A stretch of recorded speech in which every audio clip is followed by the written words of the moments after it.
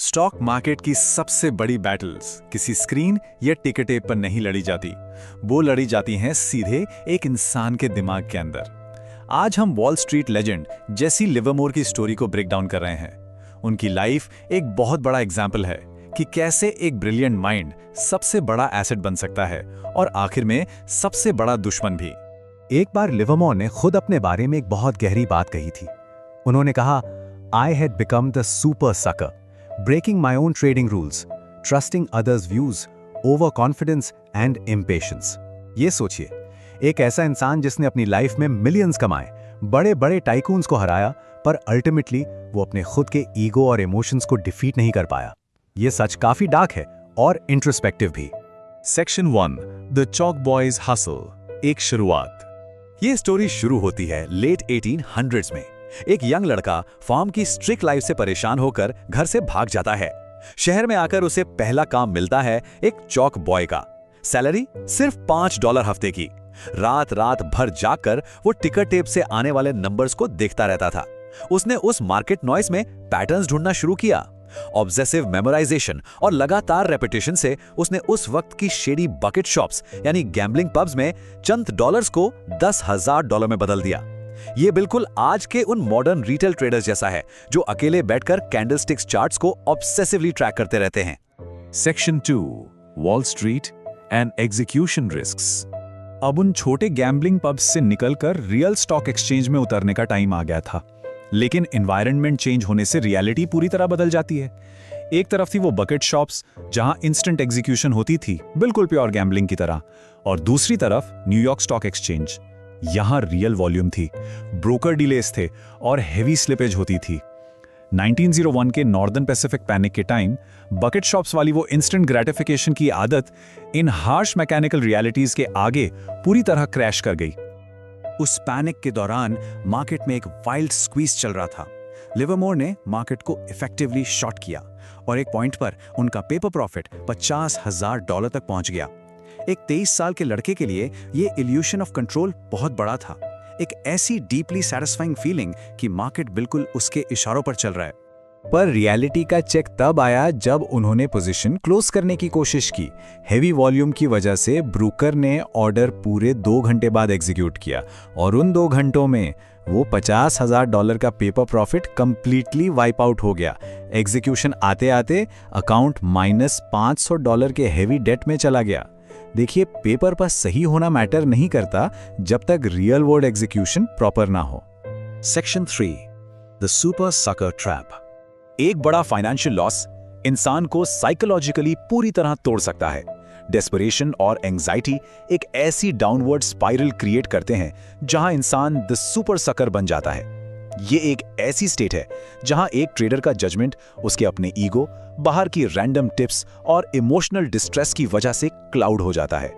ऐसे में एक जीनियस ट्रेडर भी खुद ही अपनी सक्सेस को डिसमैंटल कर देता है, क्योंकि जब इमोशंस हावी होते हैं तो सारे प्रूवन रूल्स इररेलेवेंट हो जाते हैं।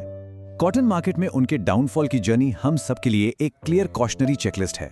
पहला स्टेप था द कॉटन किंग की टिप पर ट्रस्ट करना, जो उन्होंने पहले कभी नहीं किया था। दूसरा स्टेप, विनिंग पोजीशंस को बेचना ताकि लूजिंग पोजीशंस को होल्ड किया जा सके। फिर गिरते हुए ट्रेड्स पर लगातार एवरेज डाउन करना, और आखिर में डेस्परेशन और रिवेंज ट्रेडिंग। अगर ध्यान से देखें तो आजकल के मॉडर्न रिटेल इन्वेस्टर्स भी इसी एग्जैक्ट पैटर्न में बहुत आसानी से फंस जाते हैं। फाइनेंशियल रूइन का टोल सिर्फ बैंक अकाउंट्स पर नहीं पड़ता, इसका मेंटल और इमोशनल कॉस्ट बहुत हैवी होता है। स्ट्रेस से डील करने के लिए अल्कोहल का सहारा लेना, अपना पैसा जल्दी वापस पाने की डेस्परेशन में हाई लेवरेज ट्रेड्स फोर्स करना, भारी पर्सनल डेट इकट्ठा हो जाना और मैनिपुलेटिव ब्रोकर स्कीम्स का शिकार बनना। यह साफ दिखाता है कि एक्सट्रीम आइसोलेशन और एंजाइटी में दिमाग कितने डेंजरस और सेल्फ डिस्ट्रक्टिव डिसीजंस ले सकता है। Section 4, the 1929 master stroke. Late 1920s के आसपास लिवरमोर एक बार फिर मार्केट में फुल्ली एक्टिव हुए। ये टाइम था एक्सट्रीम कंज्यूमरिज्म और डेंजरस रिटेल डेट का। उन्हें समझ आ गया था कि दुनिया एक बहुत बड़े फाइनेंशियल बबल के बीच में है। इसको कॉल आउट करने के लिए उन्होंने मार्केट को हेवीली शॉर्ट किया, पर क्रैश आने से पहले लगातार कई महीनों तक उन्हें मैसिव रेड नंबर्स फेस करने पड़े। एक पॉइंट पर वो -$9 मिलियन डाउन थे। सोचिए उस वक्त का इंटरनल सेल्फ डाउट, अपने लॉजिक पर टिके रहना जब पोर्टफोलियो महीनों तक लाल निशान में हो, इसके लिए एक अलग ही लेवल की साइकोलॉजिकल रेजिलियंस चाहिए होती है। और फिर 1929 का क्रैश आया। लिवोमो का पेशेंस और रीडिंग बिल्कुल सही साबित हुई। इसका रिजल्ट था $100 मिलियन का मैसिव पे आउट। ये एक ऐसी इमेंस फाइनेंशियल जीत थी जहां आमतौर पे एक स्टोरी को स्मूथली एंड हो जाना चाहिए, पर मार्केट और ह्यूमन साइकोलॉजी ये दोनों कभी इतने सिंपल नहीं होते। Section 5. When the cycle changes. ये आखिरी फेज हमें दिखाता है कि क्या होता है जब एक वेटरन ट्रेडर का ईगो रैपिडली बदलती हुई मैक्रो इकोनॉमिक दुनिया के साथ इवॉल्व होने से इनकार कर दे। 1929 के क्रैश के बाद ग्रेट डिप्रेशन शुरू हुआ। 1934 में SEC यानी सिक्योरिटीज एंड एक्सचेंज कमीशन बनाया गया और मार्केट पर स्ट्रिक्ट प्राइस कंट्रोल्स लगाए गए। इन रैपिड रेगुलेटरी शिफ्ट्स ने पूरे फाइनेंशियल लैंडस्केप को बदल कर रख दिया। उनके पुराने टाइम के अग्रेसिव ट्रिक्स अब प्रैक्टिकली ऑब्सलीट हो चुके थे।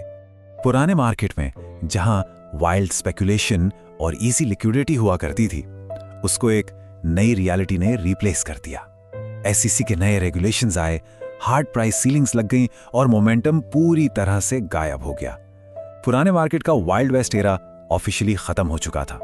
पर प्रॉब्लम यह थी कि अपनी पास्ट सक्सेस के ईगो में लिवरमोर द ट्रेडर इस नई रियलिटी के हिसाब से खुद को अडैप्ट ही नहीं कर पाए, और इस सब का रिजल्ट काफी हार्ट ब्रेकिंग था।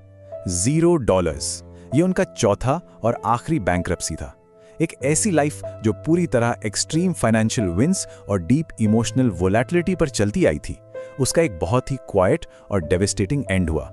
उस पॉइंट तक आते आते वो मार्केट का पैशन और जीने की ड्राइव दोनों पूरी तरह खो चुके थे। ये पूरी कहानी एंड में एक बहुत ही गहरी सोच छोड़ जाती है। अगर कोई इंसान पूरे स्टॉक मार्केट को कॉन्कर करके $100 मिलियन बना सकता है, तो आखिर अपने खुद के दिमाग को कॉन्कर करने के लिए क्या चाहिए? ये कहानी हमें सिखाती है कि अनचेक्ड एम्बिशन, ईगो और इमोशनल डिसिप्लिन ना होने की रियल कीमत क्या होती है। इस एनालिसिस को यहीं रैप अप करते हैं, फिर मिलेंगे ऐसी ही किसी और डीप डाइव चर्चा में।